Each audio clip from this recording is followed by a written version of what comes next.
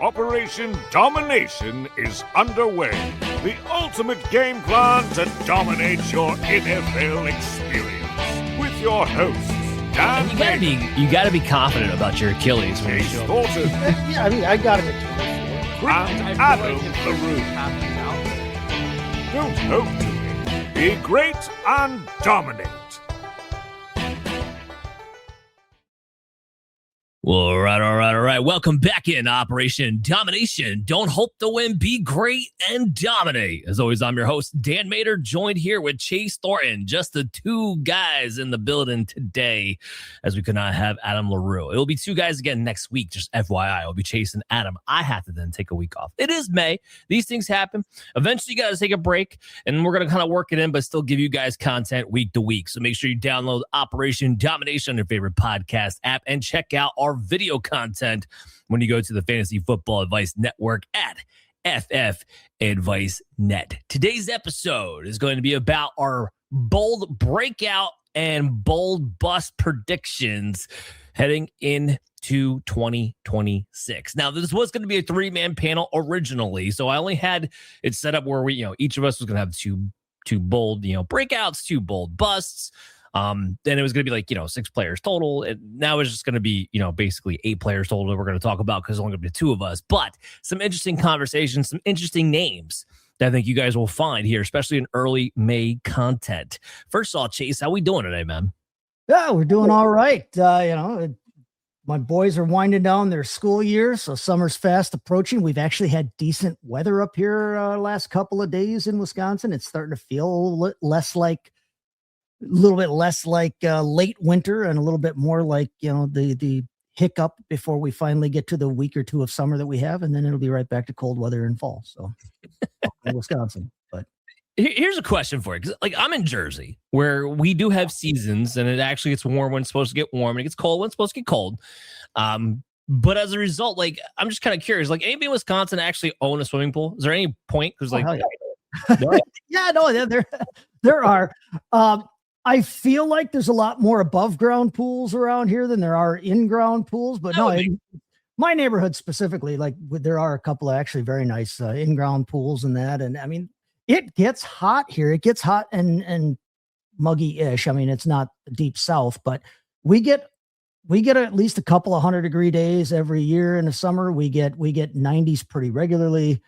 And I mean, we joke about it, but it's, we get seasons here too. It's just that it doesn't seem, especially with me being in the northern part of the state, it's a little bit shorter fun time season up here than for other people. At least if you don't like fall. And I'm a warm weather guy. I don't like cold weather, so I tend to dwell on the fact that we have 6 months of winter. But well, that's just negative.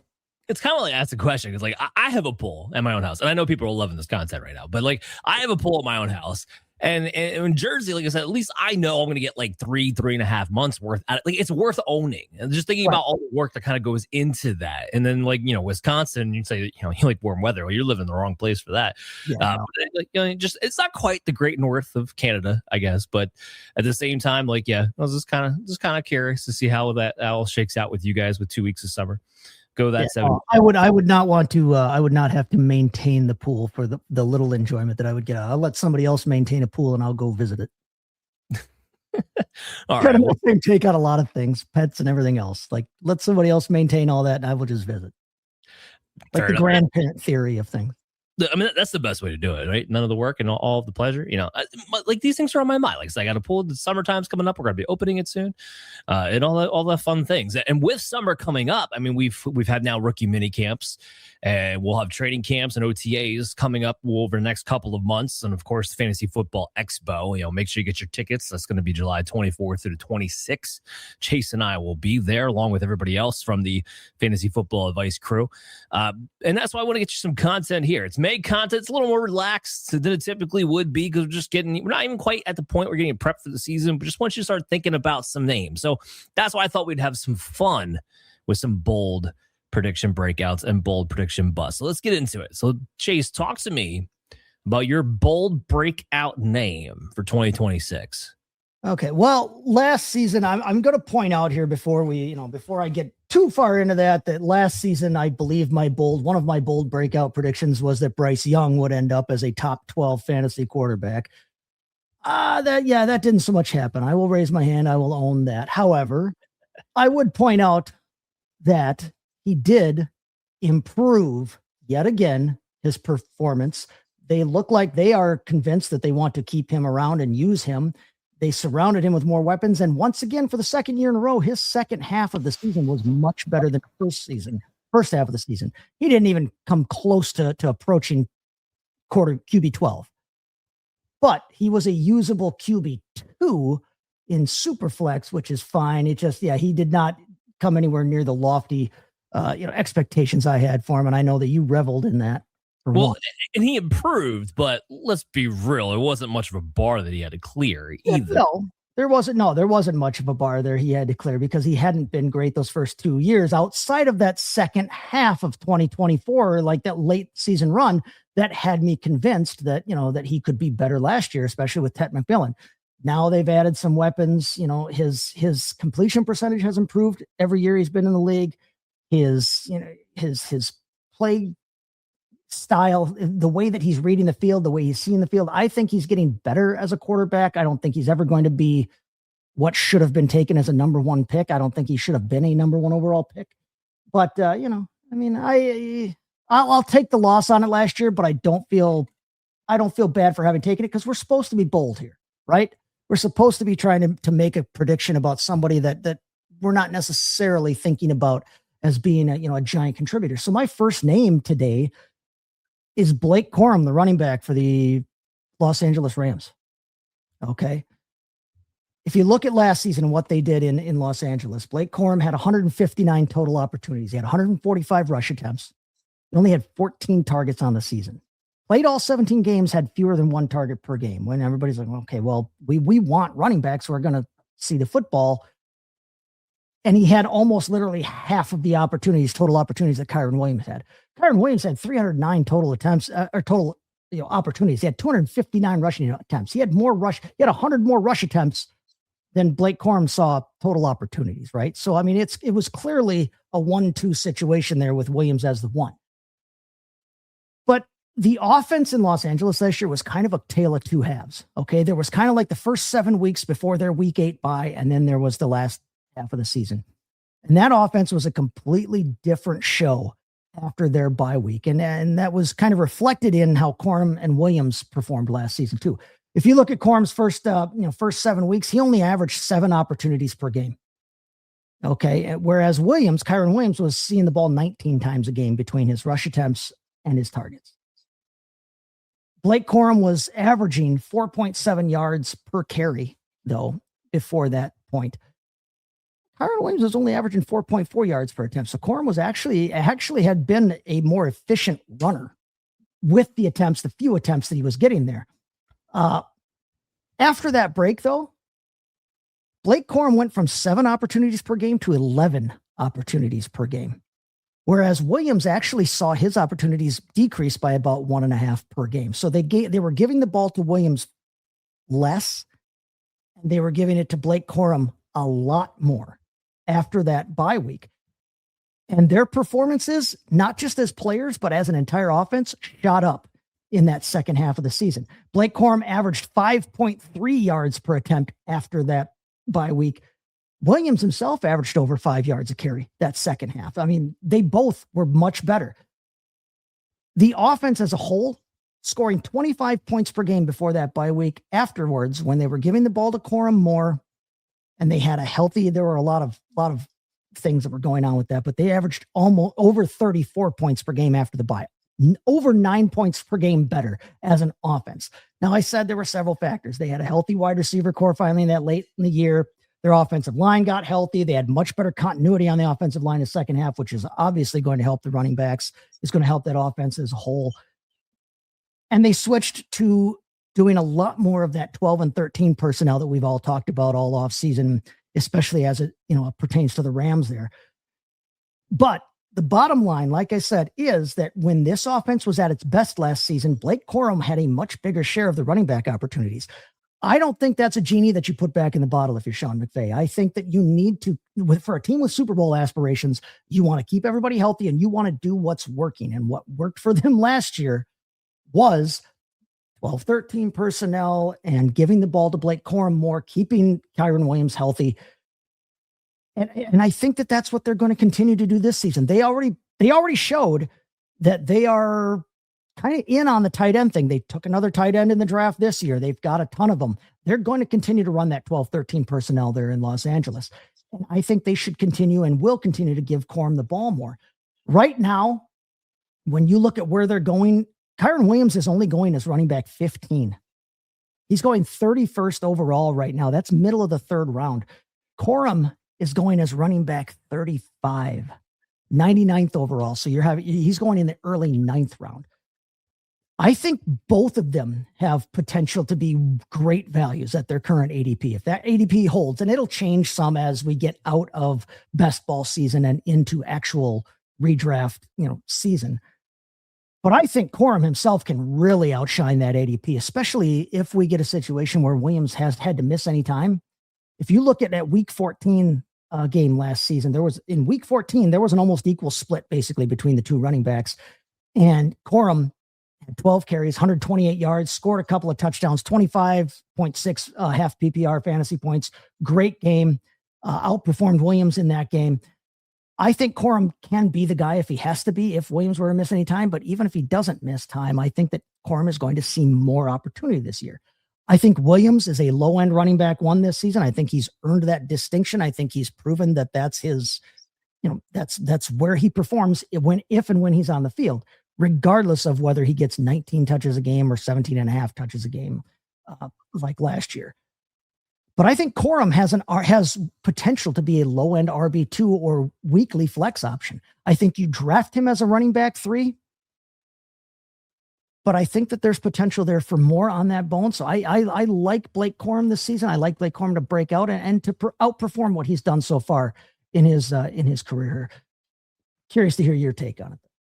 Yeah, well, I think Blake Corum is an excellent candidate for a lot of reasons. We've had 2 years now. He's going to go into his third year. Third year can be a pivotal year for a breakout year, especially for a running back who's been a backup. Like, this isn't like Blake Corum got drafted, came in to be the starter, and then, didn't take off the way he was supposed to. And now we're hoping for a breakout year 2, year 3. That doesn't typically happen that way. We don't need it to happen that way. What we need here is he going to take out more production, more opportunities from a Kyren Williams? Last season, to kind of cement your point there a little bit, I mean, Blake Corum, of the Kyren and Corum rushing attempts, Corum had about 36% of them. He had about 37% of the rushing touchdowns between those two players combined. So you're talking about a guy who was getting his way into a committee. And to your point, after they came back from the bye week, it started to be pretty close to 50-50. In fact, Kyren Williams and Blake Corum were then switching drive by drive in a lot of those games leading up. Kyren gets the first drive, then Blake Corum gets the second drive. As a result, there might have been some games where Kyren would then get a little bit more touches than Corum. To your point, we had a game where they wound up being 50-50 down the road. And I think the big thing that Corum had to develop in was to get better at pass protection. Because the one other thing that would come up is that when they get into these third and long passing situations, because he's a better pass blocker, or at least knows where to go, Kyren Williams would then wind up coming into the ball game, even if it was, let's say, a Blake Corum drive. Well, let's say that disappears this year. Let's say they do go drive by drive, make it more 50-50. I mean, there's a report out in The Athletic that's talking about that they might be more 50-50 this year. That might be the focus. They're pretty much the same guy. They're smaller backs. They're decent in the red zone. They make guys miss. They're efficient, not super electric explosive, but efficient. And they keep the offense on pace. And that's all Sean McVay is looking for. Now, they gave Kyren Williams the big contract extension last year, which is why he's still going to be the lead back. Let's not get this twisted. But at the same time, we're not going to be coming up on a season where we'll be a year away from that contract being kind of a get-out opportunity for the Rams if they choose to be. And he's still a smaller type of back who you're not going to give him a huge workload to. Now, I'm not going to talk about like what happens if injury. Yeah, of course, Blake Corum in that case would explode. And the reason I want to talk about that is because so many people have put that on Kyren Williams because he's a smaller back. He's been healthy. He's been very durable. Yeah. So I'm not going to put that out there as part of my line of thinking here. But what I do think is that if we're talking about more of a 50-50 backfield, or even if it's like a 55-45 backfield from week one on, because it did turn into that in the second half of the season. Well, now Blake Corum, we're talking about him as like high-end flex play, a high-end RB3 who could have pop games to possibly be in the top 24 in certain matchups, because the Rams, well, they're an offense that's going to put up a lot of points. So I like that as a candidate quite a bit. With Blake Corum, I always thought he was somebody that could definitely outperform his ADP, like you said, about running back 36 or so. I too have a running back that I want to talk about, and that is Bhayshul Tuten. And this is starting to get a little bit on my nerves that I even have to defend this as a bold breakout. Because apparently, unbeknownst to me, there's a large group of people out there that think Chris Rodriguez is more than a journeyman running back. News to me, because that's what he's been his entire career. And I know, yes, there are some efficiency metrics that you can look at. So, well, maybe Chris Rodriguez is better than we all think. And he also has the previous notion of being with Liam Cohen back in Kentucky and yada, yada, yada, yada. Chris Rodriguez is a big dime a dozen bruiser type of running back. Yes, he knows the system. Yes, he can come in on certain short yardage situations and obviously have that kind of role there. But him gaining steam last year with Washington, I think has way more to say about JCM and what he actually is and what that backfield might be as a result to that. Because I think Washington's backfield is going to be a muddy mess when it all gets down to it, because Ja'Cory Cross-Kamara just, frankly, I don't think is that good. So neither here nor there as far as this conversation goes. But with Chris Rodriguez now going to the Jacksonville Jaguars to essentially replace Travis Etienne or Travis Etienne, however you want to say it. The thing going on there is that this is not an explosive running back. This is not a guy who gives you anything really in the passing attack. This is not a guy who's brought in to be the lead back. He knows the system, so he can be trusted. Therefore, he makes a good backup. And maybe he'll be a little bit more in a backup. Maybe it's a Corum situation where he's getting about 35 to 37% of the touches, which makes him more than just a handcuff. But ultimately, it's not a running back. It makes him Tyler Algier. Does Tyler Algier a threat to Bijan Robinson in any kind of capacity at any given time? No. Was he a nuisance? At times in the red zone, sure. And that's what I think Chris Rodriguez could be. He's not a threat to Bhayshul Tuten, who's a dynamically way more talented, way more explosive type of running back, who I keep comparing to as I think he could be Jamal Charles 2.0. So let's get into the data of it all. Etienne leaves, right? So he leaves the huge touch vacuum from last season. 2025, Travis Etienne, if you've forgotten, had 260 carries. He had 47 targets. So he had 307 opportunities. Wasn't all that efficient, nearly 1,400 scrimmage yards off of 307 opportunities. But what popped him up was that he had 13 total touchdowns, right? So that was the big thing that he had going for him. Well, Bhayshul Tuten is a guy who is built to be uber efficient if you give him more work. And he was already doing it. And last year, this is what's crazy to me, is like you guys automatically think Chris Rodriguez is going to come in and be the red zone back. Bhayshul Tuten got a lot of red zone touches last season. And while he doesn't have the body size that would prototype you thinking that he's going to get all of that kind of work, the fact that they trusted him in that situation when you had Travis Etienne, who was a veteran, who was having a very good season, I don't think it's a given. And Chris Rodriguez is automatically the guy who comes in on the 5. I think it's going to matter about kind of what Tyler Algier, like how many touches has he had in a row? What drive is it in this part of the ball game? Do we want to just give him some breather? It's going to have more to do with that than necessarily, we're inside the 5 is Chris Rodriguez time. I don't think that's going to be an automatic. If that's not going to be an automatic, well, I know Bhayshul Tuten's going to be more involved in the passing game than Chris Rodriguez is. I know that this is going to be an explosive offense this season that gets better and better under Liam Cohen. What else do we need here? We have a running back who's super explosive, is going to be getting the receiving game on a good offense. That's all I'm ever looking for. So because people seem to think that Chris Rodriguez is this threat to Bhayshul Tuten from a fantasy standpoint, yes, Tuten's not going to get 350 plus touches. I don't need a running back like that to get 350 plus touches. Last year, he had 0.92 fantasy points per touch. That puts him as an elite character right there. Travis Etienne on the same team, 0.8 fantasy points per touch. So he's more efficient with his touches. Yes, that efficiency may come down a little bit with more opportunities, but the point is he makes you hurt when you need him to touch the football. 7 total touchdowns last year on 93 opportunities. The only part about Tuten that worries me a little bit is because he has that lean type of size, is the injury factor, right? That's what concerns me to some degree, which is why I don't mind Chris Rodriguez, let's say, getting a 35% roll of the touches to take some of that workload off of him and keep him fresh throughout the season. It's not a hindrance when you're talking about an efficient back who's going to get most of the receiving work. Like 4.32 40. The guy was an absolute freak of an athlete and got his time to get his reps last year. So for me, if you have a Bhayshul Tuten who comes in and let's say gets 230 to 250 touches, which I think is a realistic number for a guy like Bhayshul Tuten, and he does get somewhere between, let's say, I don't know, 0.8, 0.85 fantasy points per touch. Well, guess what? The guy's going to finish inside the top 8 of fantasy football prospects, and he's getting drafted right now as an RB2. So, yes, I very much am on the board. A Bhayshul Tuten could be a top 12 running back in 2026. You can go ahead and respond to that. No, I love it all. I think Bhayshul Tuten is a monster candidate for this season. And you brought up the whole idea of Chris Rodriguez in the red zone. And yeah, that's all great, well and good. We know Chris Rodriguez is built like a giant golem. He's a big bruising running back, like you said. But your point about Bhayshul Tuten in the red zone was awesome. Last year, the running split, the attempts overall, the attempts for the Jacksonville Jaguars were basically split 3-1. If you want to do nice round-ish numbers, the running back attempts were split 3-1 between Travis Etienne and Bhayshul Tuten. That ratio actually improved for Tuten inside the red zone. Inside the red zone, he was taking 1 carry to every 2 for Travis Etienne. So, I mean, it's like you said, they trust him in the red zone. They are not going to feel the need to back away from him in the red zone so much.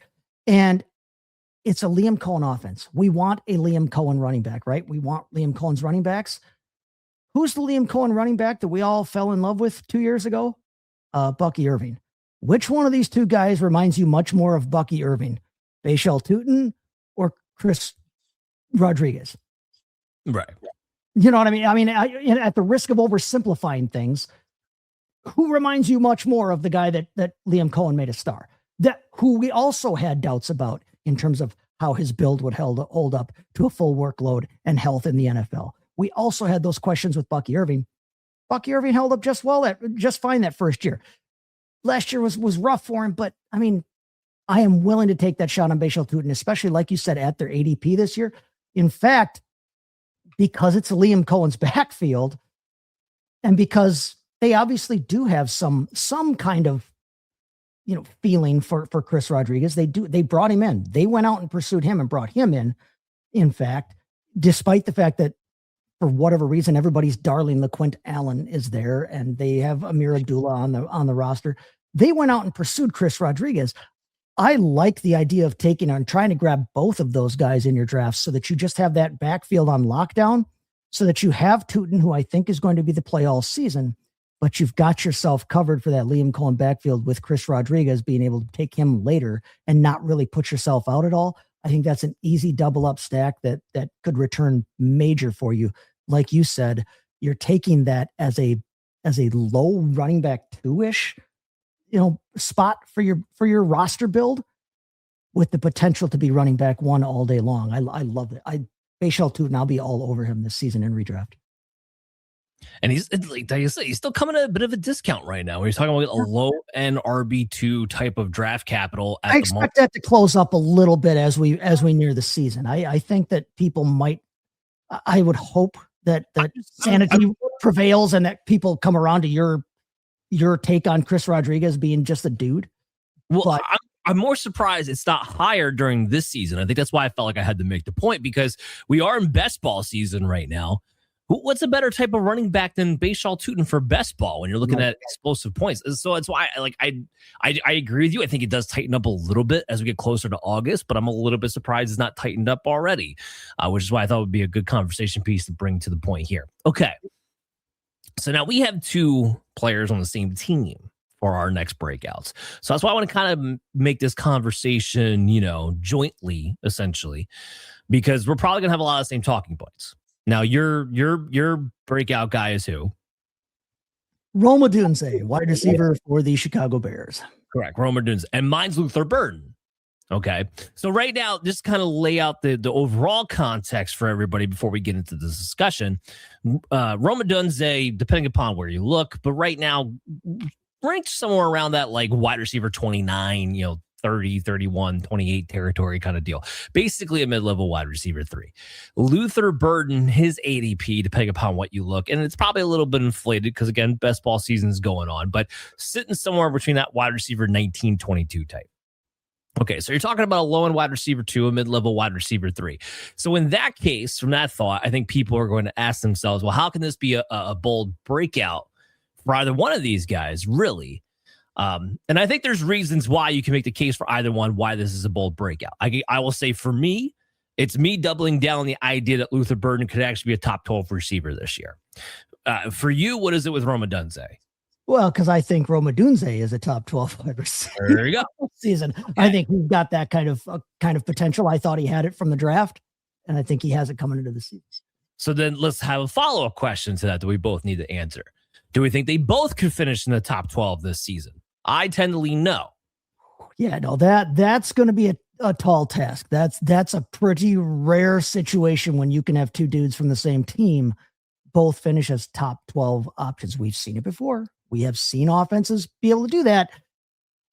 I have my doubts that this offense can support that both, but I do think that both of them can vastly outperform where they're going in drafts right now. I really do. I think both of them can. I don't think you're wrong at all by bringing up Burden. I think it's interesting that we both looked at this team and saw two different guys at the same position who both can outperform where we see them going right now. No, I agree. So I think we had to have the conversation. Like, can we both be right? I do think there's a world where we can both be right, because usually what happens when you get two top 12 receivers on the same team, you have to have a really good play caller, which the Bears do have, and you have to have a quarterback who could be able to support that. I think Caleb Williams, in theory, has the talent to do it. I still think we're a little bit away from being super confident in him being able to do it. Yep. But I don't think it's out of the question here, being how much of a jump he took from his rookie year to his second year under Ben Johnson. And now he'll have his second year under Ben Johnson going into his third year, and then see where it kind of goes from there. So I don't think it's out of the question. I tend to lean towards probably not, but we'll see. I don't think it's out of the question. But at any rate, that leads me to the next conversation, which is, okay, so if we both agree it's probably unlikely that both these guys finish top 12, and we're making our bold breakout prediction based on the fact that we think that our guys will finish in the top 12, which one of us is more right? So that's where we get to be in the conversation here, is to get into this thing. And hopefully we remember this, for this time next year or something. But so you mentioned Rome Odunze first. So why don't you go ahead and talk about Rome Odunze, and then when I talk about Luther Burden, some of the same talk was, again, I think are going to be the same. We'll see what the differences are. Go ahead. No, and I do want to preface this by saying I loved Odunze coming into. Odunze's the type of receiver I love in fantasy, with his size and with his abilities. I love those kinds of guys. But I was way higher on Burden in his draft last season than a lot of people were on him. I had him ranked much higher in terms of where I saw him among those wide receivers. I love Luther Burden's skill set, and I love how it fits into the Ben Johnson offense. So I'm not necessarily going to argue against Luther Burden. I'm just going to tell you why I see Odunze, raising his level this season. Now, last year, he only played 12 games, dude. He caught 44 passes on 90 targets. And he had 6 touchdowns. Okay. He scored 10.3 half PPR points per game. And that's okay. It's not great. It's not what we were hoping for from him. And when we saw last season start, Rome Odunze had 5 touchdowns in the first 4 weeks. And he looked like what we thought and what we were hoping we would get from him when they took him right after they took, Caleb Williams there. But then they had their bye week in week 5, and it was like this weird kind of switch flipped, and he only had 1 touchdown the rest of the way. He had a touchdown in week 10. That was his only touchdown for the rest of the season after that explosive first month of the year. Before that bye week in week 5, Odunze was seeing 9 targets per game. After the bye, he saw just under 7 targets per game. And I wonder about that, but I also look at it and I see that as, okay, well, you kind of had the ascendance of Luther Burden in that offense. They finally started using Luther Burden in that offense. And you had the ascendance of Colston Loveland later in the season as well, okay? Plus, then you had Odunze missed that last month plus of the regular season. I believe it was the last 5 games or so. But you look at just what he did when he was on the field. Rome Odunze had a 48.9% catch rate. And that's terrible. He saw the most the highest number of off-target throws of anybody on the team based on how they used him and just how Caleb Williams threw when he was targeting Rome Odunze. Caleb Williams has not been overly accurate his first 2 seasons in the league. He's only been a 60.3% passer over these first 2 seasons. That's not great for an NFL quarterback, okay? Last season, he was slightly better than J.J. McCarthy in terms of his accuracy, and he actually was slightly worse in terms of his accuracy than Cam Ward. And neither one of those guys were anybody you wanted leading your fantasy team last season. Cam Ward, I think, showed that there was potential there as going forward as that quarterback on that team. J.J. McCarthy, I'll talk about him a little bit later, possibly. But I don't expect Caleb Williams to continue to be this inaccurate. I think as his confidence grows, as he continues to work and learn under Ben Johnson, this is a guy who was almost a 67% passer in college. I think he can get closer to that. I think he can raise his game and be at least the 63, 64% range that most NFL and average NFL quarterbacks are going to be at. So I think that that's going to help Rome Odunze that way. I mean, I brought up Burden, and you're going to talk about Burden too, but Burden's catch rate was 78.3% last season. He caught almost everything that was thrown to him. Among the top 50 fantasy wide receivers, both of these guys were in the top 50. Burden was right there on the cusp, but they were both top 50 fantasy wide receivers. And among top 50 wide receivers, only Stephon Diggs at over 83% caught a higher percentage of his passes thrown his way than Luther Burden did. Out of the top 50 fantasy wide receivers, Rome Odunze had the worst catch percentage of anybody in the top 50. I don't expect that to happen again this season. I expect that to improve going forward here. If you look at how Odunze scored per catch, even if he gets to say 60%, a 60% catch rate last season, which would not have been among the league leaders, but would be pretty average for any wide receiver, let alone the top guys. If he gets himself to a 60% catch rate last season, he's going to score somewhere around 12.7 points per game. Those are wide receiver numbers on a points per game basis. A.J. Brown was wide receiver 12 last season. In points per game, he scored 12.1 points a game in 2025. If you can be over 12 points a game as a wide receiver on half PPR scoring, you're going to be in that wide receiver 1 range and in the conversation there. Odunze could have gotten there with just a bare minimum 60% catch rate, which wasn't going to be all that much more. I think that Caleb Williams improves. I think that's going to help Odunze. Now you add to that the fact that DJ Moore and Olamide Zaccheaus are both gone. That's 150 targets that are now open in this offense from last season. Now, yes, some of those are obviously going to go to Khalif Raymond. Some of them are probably going to go to Xavier Thomas, who was their 3rd round inexplicable draft pick, but they drafted him in the 3rd, so they must like the guy. And obviously the rest of them are going to be split between Odunze, Burden, probably Loveland, some other guys. But you add all that up, you've got a higher quality of targets coming Odunze's way. You've got a higher quantity of targets coming this way. I'm interested to see with the schedule coming out this way. In fact, it just came out recently here. I'm interested to see how the schedule shakes out in terms of the wide receiver difficulty that they face, because the Bears are going to face a tougher schedule this year, both on the field and in terms of the teams that they're facing wide receiver difficulty wise, based on how their opponents gave up points to fantasy wide receivers last year. The Bears face a tough schedule this season. But sometimes, honestly, facing that tougher schedule means they're going to have to be competitive in games. They're going to have to maybe keep scoring. I like the idea of Rome Odunze going as wide receiver 28. When I checked this afternoon, you mentioned it earlier, He's going as wide receiver 28, 62nd overall. That's an early 6th round pick that you have to spend on Rome Odunze.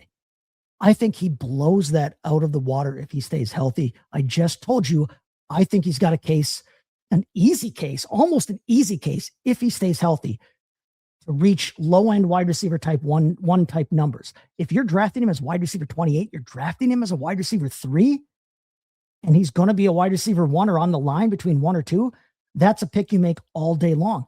Burden right now is going as wide receiver 23, a mid-5th round pick.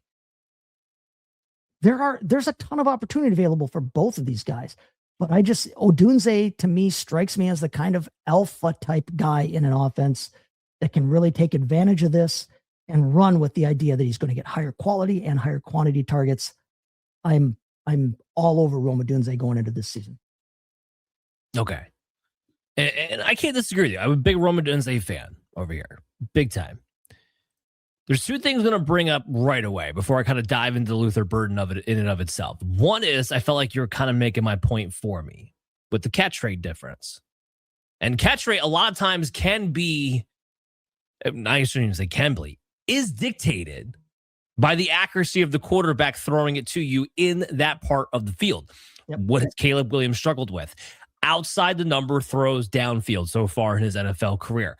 But he is good at hitting the over the middle intermediate throw, which is where Luther Burden is going to live. What Luther Burden's problem last season was not a production problem. It was not an efficiency. And I'll lay that out for you guys in a minute. What his problem was that you had DJ Moore, who was a redundancy of Luther Burden. But because DJ Moore was paid what he was paid, even though his production had clearly fallen off, at least within the confines of that particular offense, they weren't just going to move off of DJ Moore in favor of Luther Burden right away. And that's a point we had all called when they drafted Burden last season, was the redundancy between Moore and Burden, but also the idea that Burden is 13 years old and DJ Moore is a senior citizen. Well, and to your point, that was one reason why in dynasty circles, people were not as big on Luther Burden, because DJ Moore had just gotten a big contract. It was not obvious that they would move on from DJ Moore via trade like they did this past offseason that quickly, just based on the way the contract was built. That was not an obvious thing to conclude. It just kind of worked out that way. So now we're talking about Luther Burden, who operates clearly in a more efficient part of the field for Caleb Williams. And the second part is this. We just got done, with April and our draft shows and everything like that. And to lead off all those draft shows, we talked about different archetypes and how different archetypes are more successful for fantasy than others on a general basis. And for wide receivers in particular, the wide receiver that is most fantasy relevant, at least as far as the top end value goes, is the versatile type of wide receiver. More so than the Alpha X wide receiver that used to be what you wanted back, we'll say 2000, 2010s, and even previous to that. Well, Luther Burden fits that role more so than Rome Odunze does. And if you're looking at this as anything like what Ben Johnson did with the Detroit Lions, well, Luther Burden fits more what Amon-Ra St. Brown is than Rome Odunze does. It fits maybe more what Jameson Williams is. Obviously, it's 2 different players. Ben Johnson not doing the exact same things, but it was clear to me when Burden did get to play over DJ Moore, or got to play more because Rome Odunze was injured, that role is there within the offense. And that role is there for Luther Burden, who Ben Johnson wanted to draft. And that is the most valuable role to have within that particular passing offense, in my opinion. So that's just kind of like the overall context that's going on around it. Now, as far as the Burden production in and of himself, I mean, how the efficiency cannot be undervalued here. Like, while he didn't get a ton of opportunities, again, because of DJ Moore, he had 60 targets over 15 games. But the number that you have to focus on the most is the yards per target. He had 10.87 yards per target. That led all rookies, wide receivers last season, and a 13.87 yards per reception. He was still 4th in fantasy points, 4th in receiving yards, and 4th in receptions, just compared to the other rookie wide receivers in 2025. And he only had a part-time role. So basically, when this guy was out there on the field, he got the football. We already know he's a yak monster from his days in college.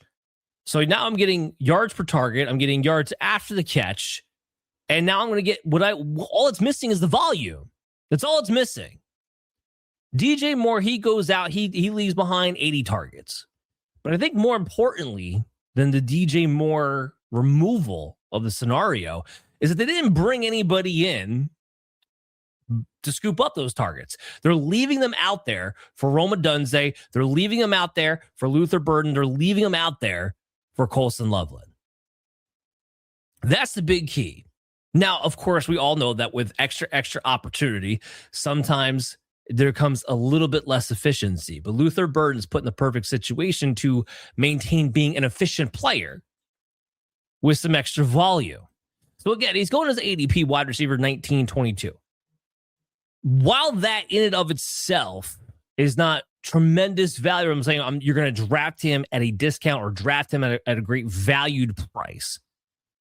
I do think there's two things here. One, I think his ADP price may come down after we get out of best ball season a little bit, because there is players like Rome Odunze and Colson Loveland that they have to take in consideration. Projections I have seen, not mine in particular, but projections I have seen, like the Sharps of the world and stuff like that, do have some regression for Caleb Williams. I think if people start looking at that more, they're going to say, well, if there's regression there, then there might be regression opportunities and yards for the wide receivers. So even as pumped up as we are about them, because there's so many mouths to feed, it's going to be less of a pie. You start doing the math there. I don't necessarily agree with that. I'm just putting that out there. Like, people are following this. So again, that's what affects ADP here. So I think his value may come down. But I'm also telling you this. Sometimes people get so caught up in trying to draft a player at value or at a value that they won't just simply settle for the player at the correct value. Like, it happens all the time. I see it constantly.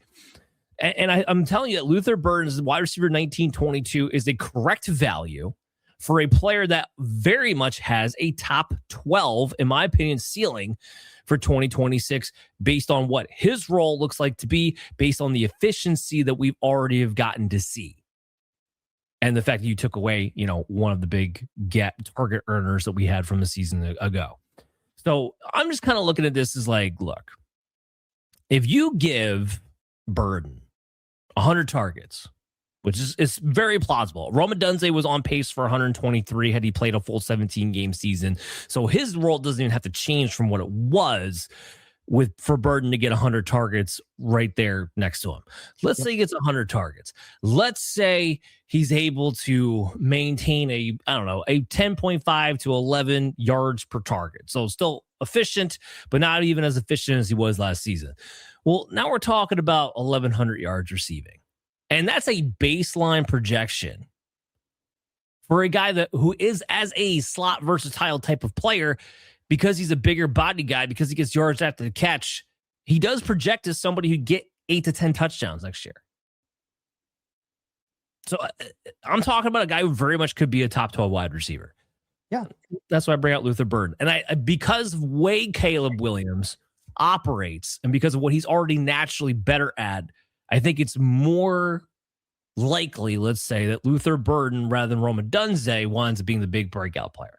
Just to kind of put a bow in our whole Rome Odunze versus Luther Burden conversation here. Nope. I can't argue with anything you said. Like I said, I loved Luther Burden going into his draft. I like his skill set in this offense. And I mean, a ton of the points that I made about Odunze transfer right over, like you kind of foreshadowed when we broke the segment. They transfer right over to Luther Burden. And I agree with your idea that, with the kinds of throws that Williams does do well on, at least at this point in his career, I can see great things for Luther Burden. I think, as I said, I don't think there's any way that both of them, barring health, which you can never predict health. You can never predict injuries. We've talked about it in the past with numerous guys. You brought it up earlier when I was talking about Kyron Williams and Blake Corum. You can't predict health, but barring a health catastrophe for either of these guys, I don't think there's any way that they both don't outplay their current ADP. I think we both end up having, the opportunity to take a victory lap on this one, because it pains me as a Packer fan to say it, but I see good things for the Chicago offense here this season. Quite possibly. Okay, so now let's get to the part of the show where we'll no doubt hear about it on social media.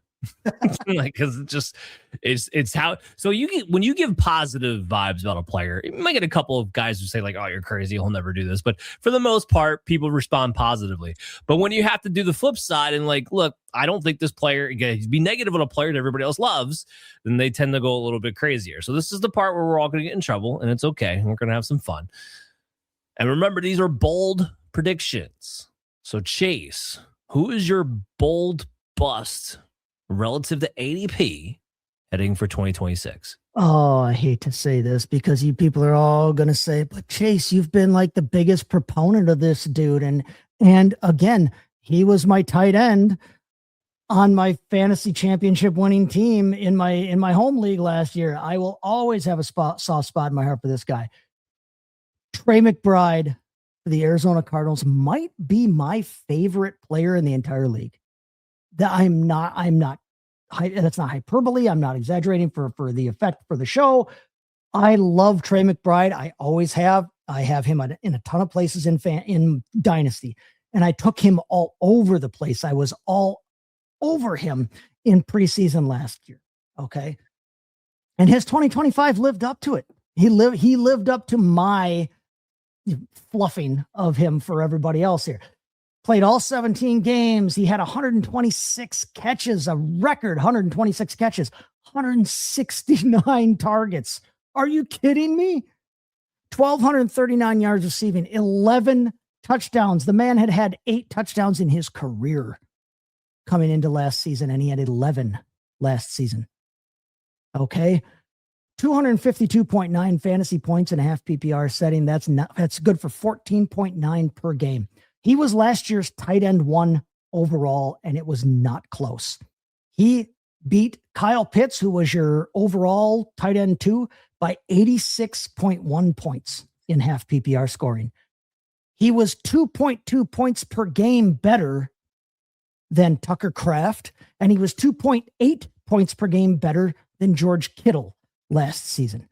Trey McBride was an absolute cheat code last year at the tight end position. Okay. He went in drafts as tight end 2 behind Brock Bowers. Everybody got all hopped up about Brock Bowers, who had that great year the year before. Probably rightfully so, because Brock Bowers is a talented player on a team that didn't have a whole hell of a lot of other options. But you took him 27th overall last season, which was early in the 3rd round, which meant that he was going in place of he was going around the same place where you were going to be taking low-end wide receiver 1s or high-end wide receiver 2s, depending on how your league was drafting, and mid-tier running back 2s. So if you took the shot on Trey McBride last season, it was costing you the opportunity to take probably your wide receiver 1 or 2, or definitely your running back 2. But in points per game, I just told you, he was almost a field goal difference between himself and the guy who was second at the position in George Kittle. The difference between running back 13 and running back 24 last season was exactly 2.8 points per game. So if you skipped taking a running back to take Trey McBride, you didn't necessarily cost yourself at the running back position vis-a-vis the points that you were making up with Trey McBride. Wide receiver wise, if you take the low end wide receiver 1, and I told you earlier when we were talking about Odunze and Burden and points per game, basically 12.0 half PPR points per game makes you a wide receiver 1 or puts you in the conversation. You subtract 2.8 points from that takes you all the way down to wide receiver 37. There's not a ton of difference between the wide receiver 2s and the low end wide receiver 3s where you were taking Trey McBride last year. So basically, drafting Trey McBride last year, the minute you took him, gave you an advantage over your opponents just walking in the door.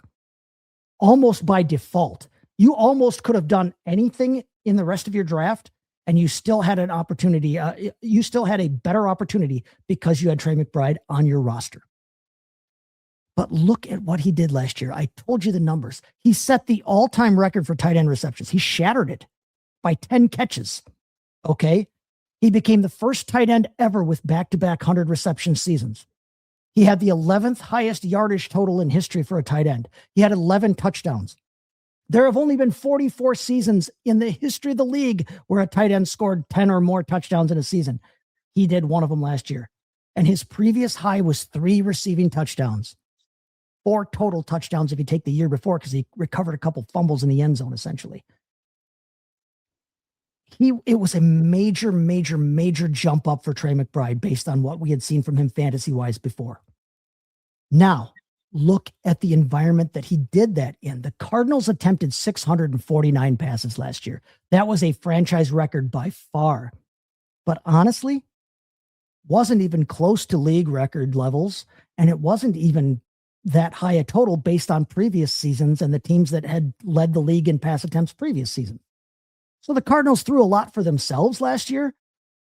They weren't anything historic, and yet it took that kind of season for Trey McBride to have a historic tight end season at the, in fantasy here.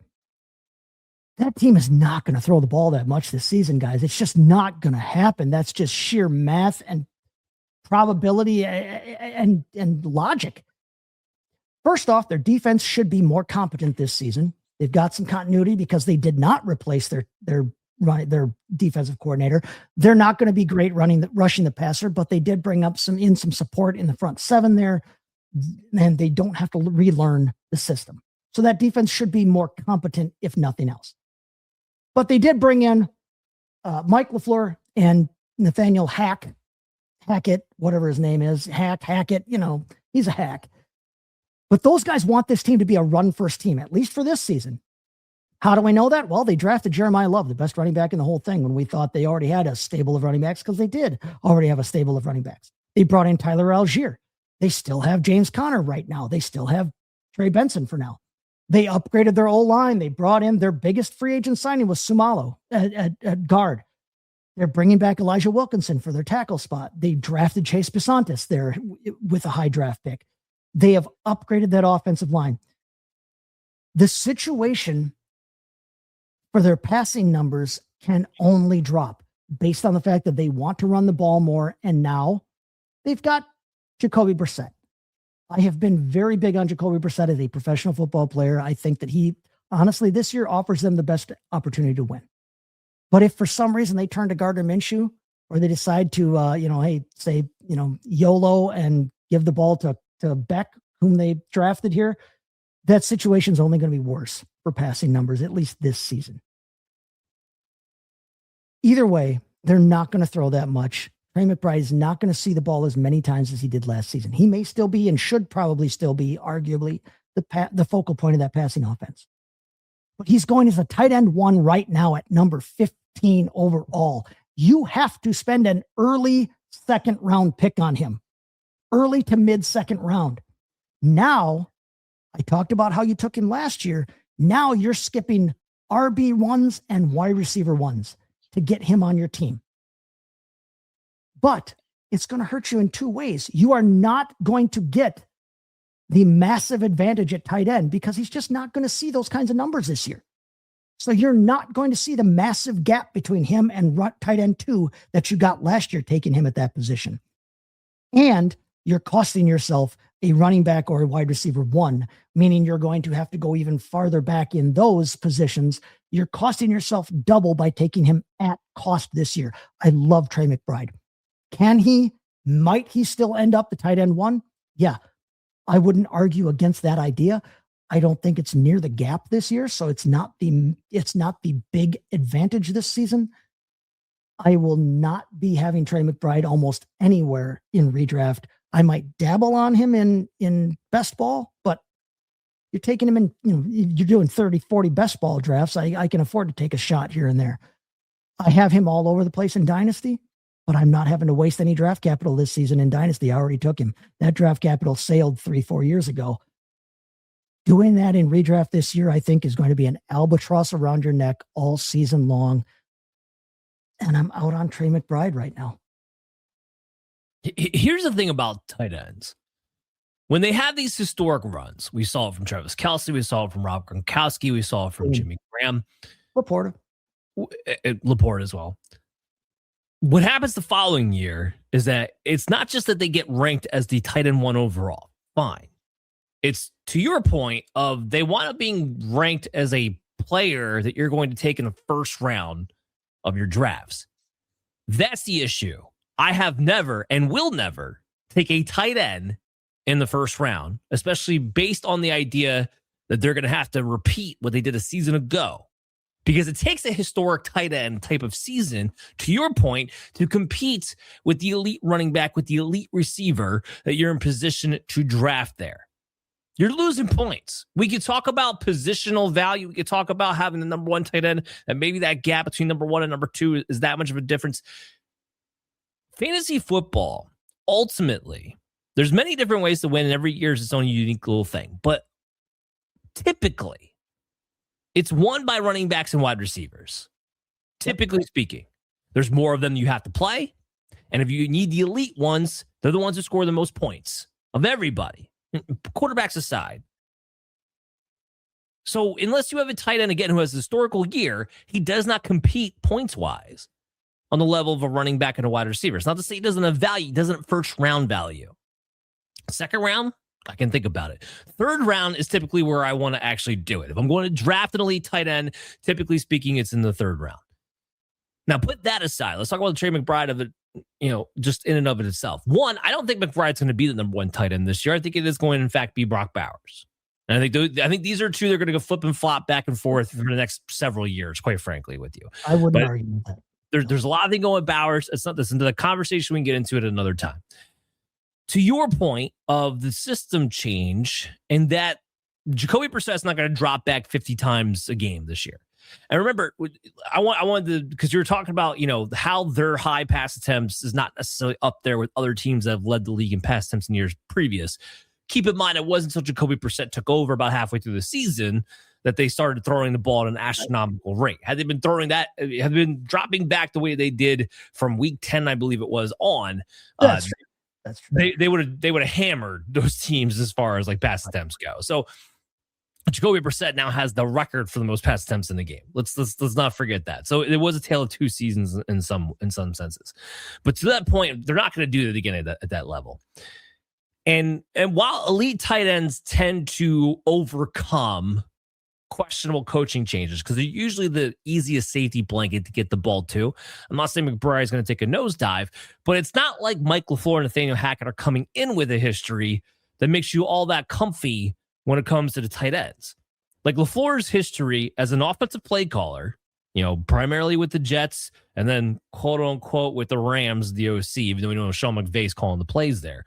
But basically your top tight ends in 2021, he's had Ryan Griffin, Tyler Conklin, who was his best tight end from a fantasy performer, 83 targets, 552 yards, and 3 touchdowns in 2022. Tyler Higbee, Colby Parkinson again.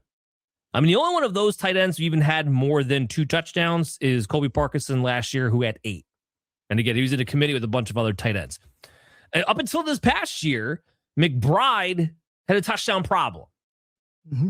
Now, maybe it's that winds up being just a Kyler Murray problem. I wouldn't doubt it whatsoever. But the fact is that one of the biggest issues we have with Trey McBride from a fantasy standpoint is it just seemed like he couldn't get the lid off the end zone. He did last season. Nathaniel Hackett, on the other hand, I should lead off with this. You can make the argument that LaFleur has not had a talented tight end such as Trey McBride so far in his play calling career. Okay, fine. Nathaniel Hackett had Julius Thomas back in 2016 and turned him into a bum. Maybe Julius Thomas was heading that direction already, but his top performing tight end in 2016 was Julius Thomas at 47 targets, 281 yards, and 4 touchdowns for the season. Mercedes Lewis, at the end of his career. James O'Shaughnessy, Jimmy Graham at the end of his career, who only had 3 touchdowns for the Packers in 2019 and 447 yards. Robert Tonyan is probably his best fantasy asset because he had 11 touchdowns that year. And that was a complete fluke. Yeah. Yes, it was a complete fluke. And then we get into the Tyler Conklins of it all because he was over there with LaFleur about the same time. It's not an offense that has typically been great for tight end. In fact, we're talking about a combined room where their range has typically been between 50 to 80 targets for the tight end position, Trey McBride, again, had 164 by himself last season. Again, now this is not to say that Trey McBride is going to fall off a cliff. He is not. He's an elite player, and even a coaching change is not going to take him down to being mediocre. That's not what I'm saying here. But what I am saying is that 164 targets, I think it's realistic to knock that down to 120, and even that might be aggressive. So to your point of, I think, overall value, am I going to get into the new, do I think Brock Bowers be the tight end one? Yes. Am I going to get the minutia of whether McBride is going to be the 1 or the 2? That's not really part of this conversation. The conversation is that we're not spending first or second round capital on him. And I probably would not spend a third rounder on Trey McBride himself either. 15th overall. He's going 15th overall right now. What? So I'm with you there. I think that was a very good bust call, bold bust prediction call on your part. Of the three of us on the show, and even going back to 4 when we had 4, I have always been the biggest proponent of early tight end, and I almost always do early tight end in my drafts. And even I am telling you, I will not be in on Trey McBride in drafts this year at his cost. All right, so let's get to my bust, and this one I expect mucho flack for. But it is Jackson Smith-Njigba. Now, keep in mind, this is all relative to ADP. Okay. Yes. And I think there's a lot of people out there who think JSN has arrived to be the same echelon caliber type receiver as the Jamar Chases and the Justin Jeffersons of the world. And I don't agree. I don't agree that talent-wise he's on that same level. But neither here nor there. Last year, of course, he had a phenomenal season, right? Almost 1,800 yards. He had 10 touchdowns. He was the second most scoring wide receiver overall for fantasy purposes last year behind Puka Nacua. Okay. Fantastic. This year, and maybe this is going to be an obvious argument and people are going to roll their eyes. Okay, fine. But this year, he's not going to have the OC who made him leapfrog, and I mean leapfrog what we had seen the first 2 years of JSN into his third year. Clint Kubiak is now going to be the head coach of the Raiders. The Seattle Seahawks hired Brian Fleury, who was the tight ends coach for the 49ers, to be the offensive coordinator. It's going to be a first-time play caller. He wasn't even he was, I think, a run game coordinator maybe at one point. He had nothing to do with calling the plays in San Francisco whatsoever. They're doing this in an effort to try to keep the same system in place that they had with Kubiak. And will it be very, very similar? Yes. But how many times have we seen teams either promote from within or try to grab somebody from the same system to try to copycat the version of the offense or defense, in that matter, that they had from the previous year because they don't want to lose what they had? How often does that work out? Almost never. And when you're talking about a Brian Fleury guy who doesn't even have the play calling expertise on top of it, coming from a Shanahan tree that's had mixed results, to say the least, I don't know why we're uber confident that this offense is going to act in the same capacity. Remember, this is an offense that lost Kenneth Walker. I don't care what you think of Ja'Marr Price. I don't think he's as good as Kenneth Walker. I thought it was a reach there in the first round. They're not going to have Zach Charbonnet for at least the half of the season. So you're leaning on Ja'Marr Price to kind of lead the way on a backfield that wasn't all that efficient as a whole last year anyway, because the offensive line is not that good. And then you have Sam Darnold. I know everybody thinks that Sam Darnold, now that he's won the Super Bowl and everything like that, is now a different echelon of quarterback. And you know what? He is different echelon if you're comparing him back to his Carolina and Jets days. There's no doubt about it. But there is still a very strong weakness with Sam Darnold. If you pressure him up the middle, he still sees ghosts. And when you have a bad offensive line and a first-time play caller, it typically leads to pressure coming up the middle. I'm here to tell you, it's going to be a problem. JSN his first 2 years. We can go to last year if you want to. Fine, rookie year, throw that out. Okay. Well, we go to 2024. 133 targets, 1,100 yards, 6 touchdowns. Wide receiver 11. Very, very, very, very respectable. We get last season, they bring in Sam Darnold, they bring in Clint Kubiak, and he balloons for that near 1,800 yards and 10 touchdowns and finishes the wide receiver 2. There's nobody there to take away attention from him. And if Sam Darnold's a little less efficient, this offense as a whole is a little bit less efficient because of the inexperience they have at the play caller position, and you're drafting JSN right now as the wide receiver 3 overall, 5th player overall, the board, meaning in the top half of your drafts, I'm here to tell you, I don't think you're going to wind up getting your bang for your buck. There's somebody that Chase is going to talk about who's going a few spots lower, who I'd much rather have this season than JSN going into it. JSN, an unbelievable share load workload. 31.5% of the targets, 39.3% of the receiving yards, 37% of the receiving touchdowns, 30% of the red zone targets, 36% of the end zone targets.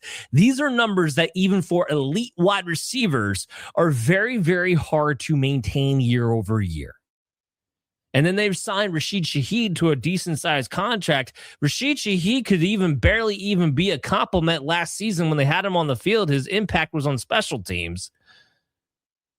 So if I'm going to focus more on JSN, who may be utilized in a more predictable way due to the inexperience of a first-time play caller who's there to try to copy an offense when we've seen time and time again this does not work because you're not the same type of play caller. You have to be able to do your own thing. It's just not setting up for a great situation for you to get your bang of your buck. I'm going to leave you this last point, and then I'll have Chase chime in. Let's just look at it from a historical context, right? Top 5 wide receivers from 2016 to 2025. How many of them actually repeat in the top 5 the following season? Only 12 of 45 of them. There's 45 receivers in the top 5 over those years, over the last decade, let's just say. And only 12 of 45 of them repeated as top 5 receivers the following year. That's a 26.7%.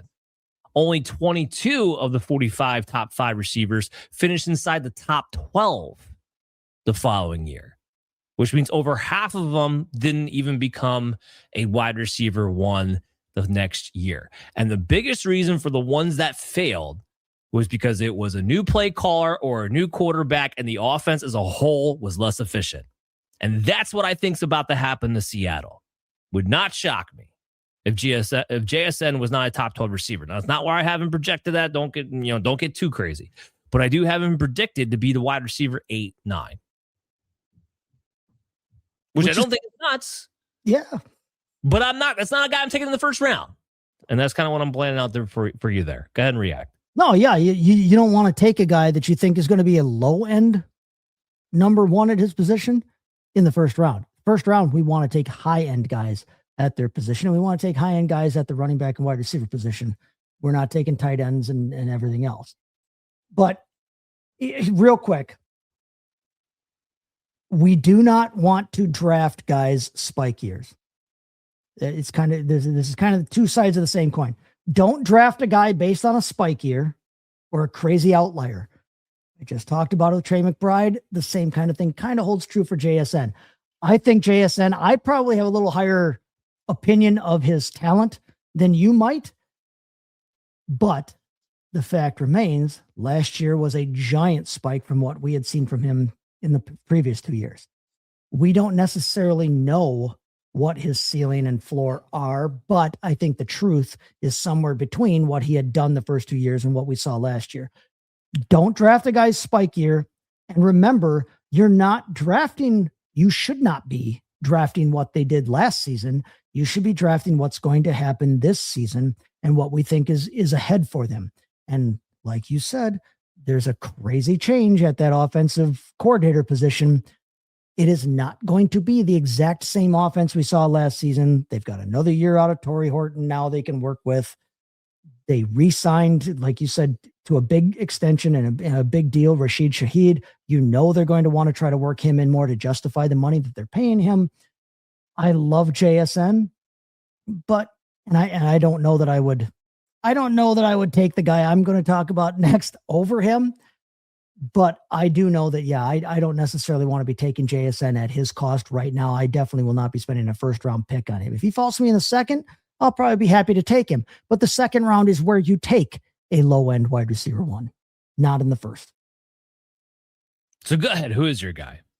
Well, my next guy, and I know I'm going to get some Homer, flashback for this or a kickback for this, but it is not just because I'm a divisional opponent of him. My favorite team is Justin Jefferson is a bust pick for me this season.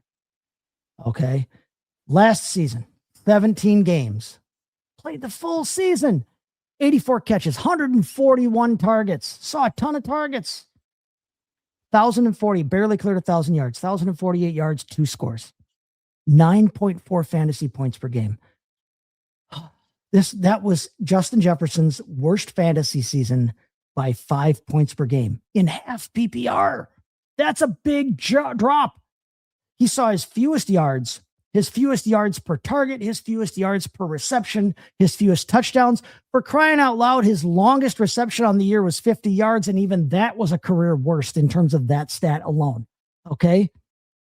Last season, the Vikings attempted the fewest passes that they had ever attempted under Kevin O'Connell. And they were probably justified in doing so because J.J. McCarthy was absolutely brutal. It was the worst quarterback performance by almost any metric you can come up with. It was the worst quarterback performance by the Vikings under Kevin O'Connell. And it's the worst quarterback performance that Justin Jefferson has ever had to deal with. Even in 2023, when he had kind of half a season of Kirk Cousins and the rest of the year was a mishmash of, Josh Dobbs and Nick Mullins and Jaron Hall. Even then, Justin Jefferson had his second best fantasy year on a per game basis. Okay. With 16.8 half PPR per game. Okay. So we have seen Justin Jefferson be able to outplay poor quarterback play, but last season was an absolute crater. So what do they do this year? Okay. They bring in Kyler Murray on a 1-year try it, prove it kind of thing.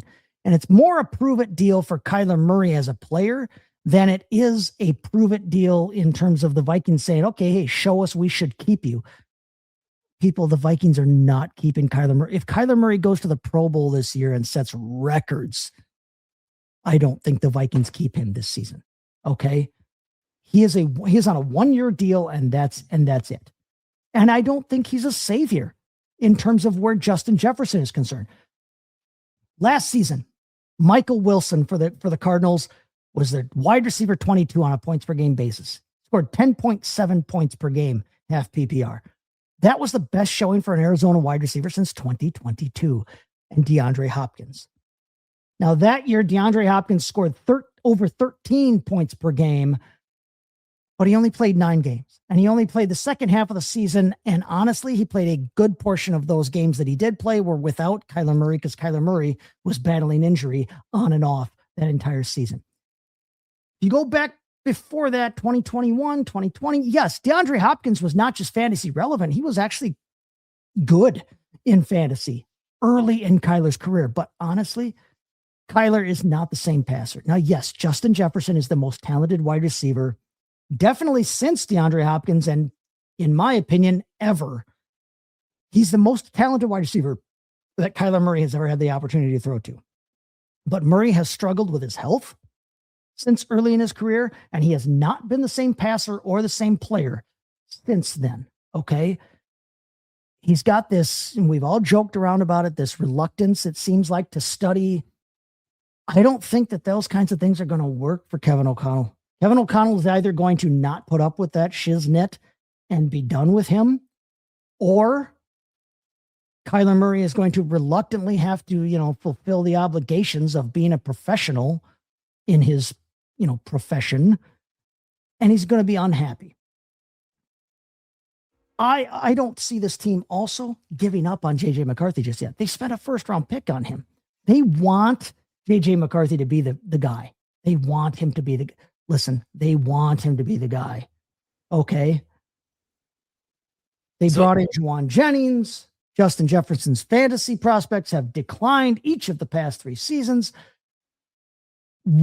Overall, I threw a lot at you there, and yeah, it's such a confusing situation, but here's the thing. Jefferson is going as wide receiver 5 right now. He's going 9th overall. He's going in the first round. I still believe in his talent as a player. Justin Jefferson is one of the top 3 wide receivers in the league in terms of as a player, his talent, his ability, what he can do for you. But I have no faith in this team's quarterback situation, whether it's Murray, whether it's McCarthy. In my opinion, it's going to end up being some combination of the two, which is never great for an NFL offense midway through the season. I am going to be looking elsewhere late in round 1. Guys who are going around him right now, I'd rather have Rashee Rice all day long right now. Based on their situation and where they're going in the draft, I'd rather have Rashee Rice. CeeDee Lamb and George Pickens are both going right around those places. Honestly, I'd probably rather have both of them this season. You can disagree. I would rather take either one of them right now. You could even maybe talk me into taking the shot on Malik Nabers, even though he's coming off an injury and he's dealing with Jackson Dart as his quarterback. Malik Nabers is going to be the dude on his team, and it's going to be a team that I think can play some offense. I don't have any confidence in Murray or McCarthy. Even the running backs that are going right then, James Cook, Ashton Genty, Devon Achane. Devon Achane might see the ball 400 times this season, and I'm only slightly exaggerating there. I would rather take all of those guys that I just mentioned right now over Justin Jefferson in the first round. Now, if I'm in the second and Justin Jefferson falls to me, you can maybe talk me into the idea that it's worth the shot then, because like I said, I know that the talent individually is there. I just have no confidence in who's going to be able to get him the football in any way, shape, or form. Justin Jefferson's my number 2 bust. So this is going to be the first time where we're going to disagree on this show, which is a good thing. But this is where I am going to give you some pushback, because what you're telling me, so in 10 games with Justin McCarthy, with JJ McCarthy last year, Jefferson had 44 catches, 537 yards, and 2 touchdowns. That was over 10 games. Yep. That 17-game pace would have left Jefferson at 75 catches, 913 yards, so not even a 1,000-yard season, 3 to 4 touchdowns. I know I'm not a fan of McCarthy. I know you're not a fan of McCarthy. But where we see this differently is the Kyler Murray of it all. I have never been a proponent of defending Kyler Murray as a throwing quarterback. Never, ever, ever, ever, ever. In fact, I always make fun of the fact that he always has to back up and jump in order to see over his offensive line, especially in the red zone. Yep. Always pointed out, always made fun of it. Never get it twisted. That is utter incompetency, what we saw out of J.J. McCarthy. 57 completion percentage, 11 touchdowns and 12 interceptions, a 72.6 passer rating. That is incompetency. We have gotten good fantasy seasons out of Kyler Murray. But more importantly, we've also seen him with the DeAndre Hopkins, who was the last real prime year that he had, be able to feature a wide receiver to get him back into the top 12, top 6, where Hopkins was starting to fall off a cliff there a little bit. So we've seen McCarthy feed a fantasy elite wide receiver. Or I'm sorry, we've seen Murray feed, a fantasy elite wide receiver. That's number 1. And number 2, you can see what you want about Kyler. He's not as incompetent as what we got out of J.J. McCarthy a season ago. Kevin O'Connell is the best play caller that Kyler Murray has ever had. Forget Justin Jefferson and Jordan Addison and T.J. Hawkinson being the best plethora of weapons Kyler Murray has ever had in his career. He has never had as good of a play caller as Kevin O'Connell in his entire career. Agreed on every count. Yes. So all I need Kyler Murray to do is be competent. Hell, he could even give you a version of what we had a season ago before his injury. And Justin Jefferson still would have been on a better pace to finish as a number 1 type of wide receiver than what we got with McCarthy back there last year. I also disagree with the idea that Murray would have to have an astronomical season for the Vikings to keep him. I think all the Vikings have to do is make the playoffs with Murray at the helm for all 17 games, and they're going to sign him to a contract extension. Because I don't buy into the idea that they want J.J. McCarthy to be the guy anymore. And the reason why I don't buy into that idea is because they got rid of the GM who drafted him to trade up for him. And that was number 1 reason why they got rid of the GM. It's been pretty clear from the get-go, people surrounded by the organization, that Kevin O'Connell has not been a big fan of J.J. McCarthy since the day he got there. So now the GM gone and the head coach apparently not being a big fan, I don't think they care about J.J. McCarthy being the guy of the future. So if they make the playoffs with Kyler Murray, I think what's going to happen is they're not going to let what happened with the Sam Darnold situation happen again, where they let that guy walk for the younger quarterback and not bring the veteran back. I don't think they're going to let me and everybody else as a Packer fan. That would be just about best case scenario then, because it means they're blowing a ton of salary cap. Well, maybe on a quarterback who can't take them to the promised land. So, but your point holds. Your point holds. Yeah, neither here nor there for fantasy purposes. But I see the Kyler Murray situation as a very much of a different factor there. And Justin Jefferson, I mean, you mentioned like his fantasies declined the last 3 years. Okay, technically true, but the guy's going to be 27 years old. This is not a Justin Jefferson is losing his mojo situation. He's very much entering the prime of a wide receiver career. All he needs is better quarterback play. And it doesn't have to be elite. It doesn't have to be fantastic. It doesn't have to be great. It just needs to be competent. And I do think they can get competent quarterback play out of Kyler Murray with a Kevin O'Connell, who's had experience with dual threat quarterbacks in his coaching career. Maybe not as the head coach, but remember, he goes back to the Commanders with RG3. Like he has that background where he can make that work. So that's where I would push back, where I see Justin Jefferson. Anytime Jefferson's not ranked as a top 3 wide receiver, I think it's value. Anytime he's not, I think it's value.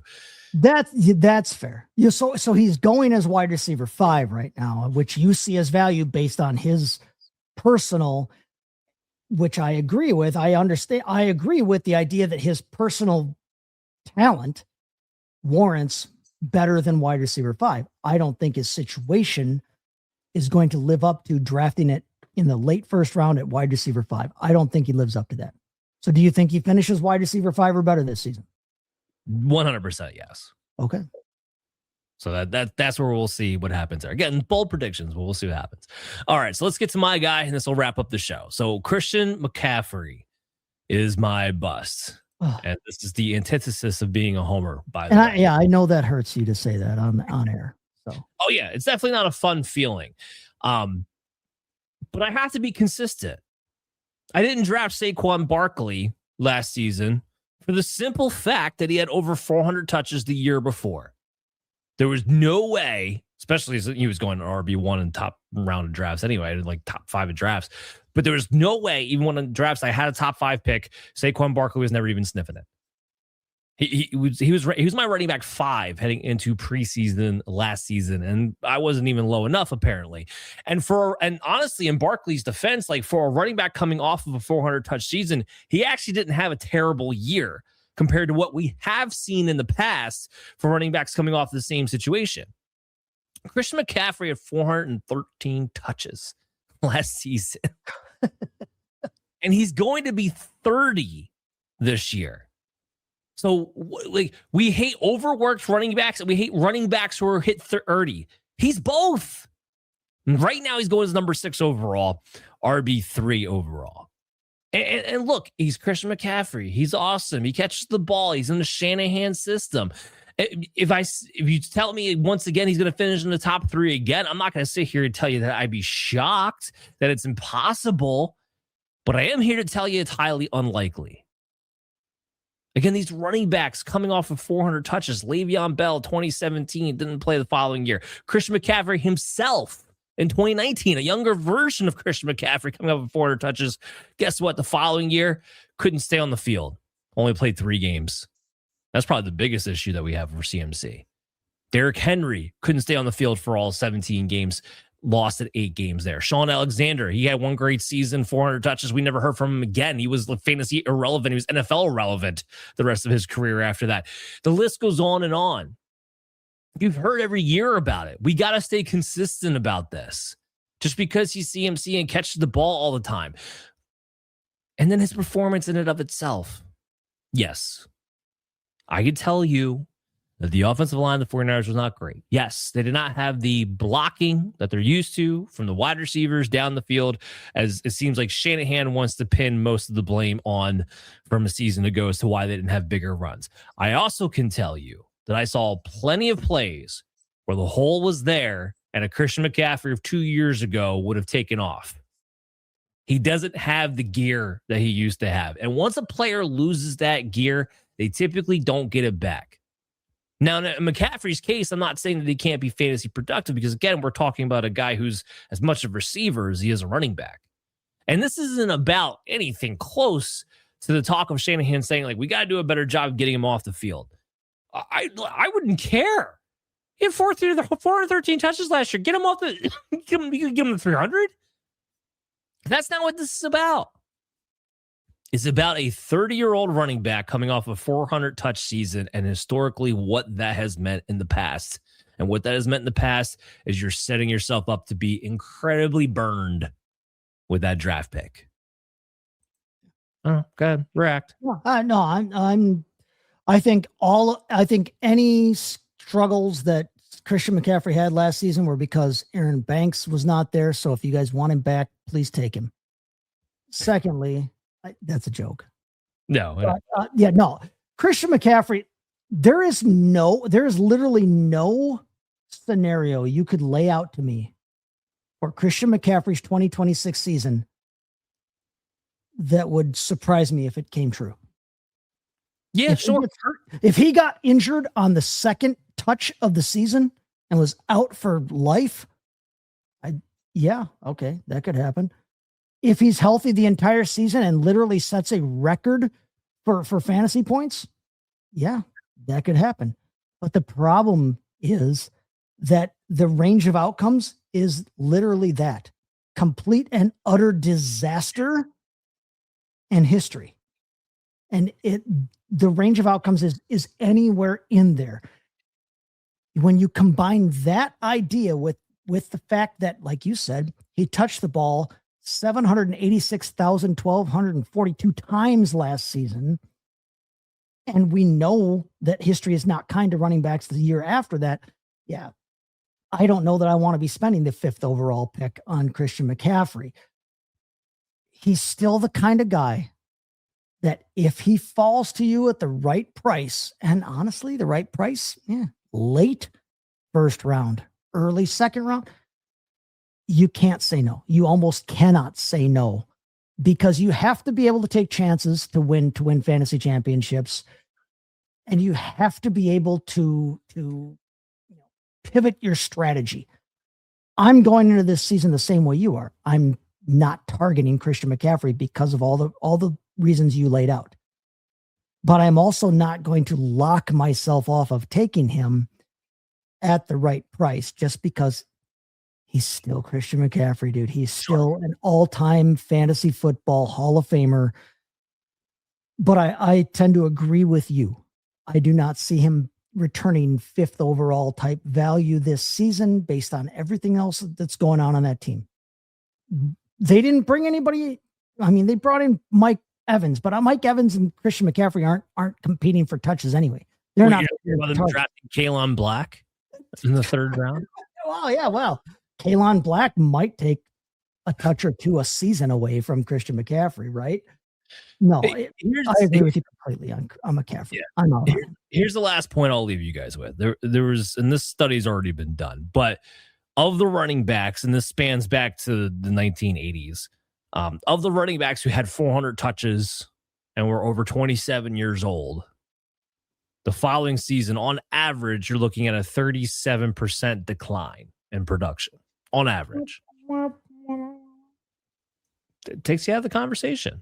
So, like this, again, bold predictions. I don't know how bold I'm being, that the idea that Christian McCaffrey is just overpriced. It might not even be that bold, but apparently it is, because right now he's still going as the RB3. It's a complete dichotomy. Whoever takes him is either going to be insanely happy or dead before the season even starts. And what makes it even worse, like I mentioned Kalen Black there out of jest, but at the same time, what makes this worse is that we're not really 100% sure who the handcuff is. We don't even know. Like, that would be like the one that we have drafted Christian McCaffrey over years past. Usually we had an idea who that RB2 would be. Like when you drafted Jordan Mason, like you were good to go. Like you were at least able to protect yourself in some capacity. Had they kept Brian Robinson would have been a huge score, but they decided not to. So now we've got, who knows if it's Mason? Right. Who knows if it's Garendo? Who knows if it's Black? Who knows if it's some dude we don't even hear about yet? Is Jordan James or Kalen Black? We don't know which one it is.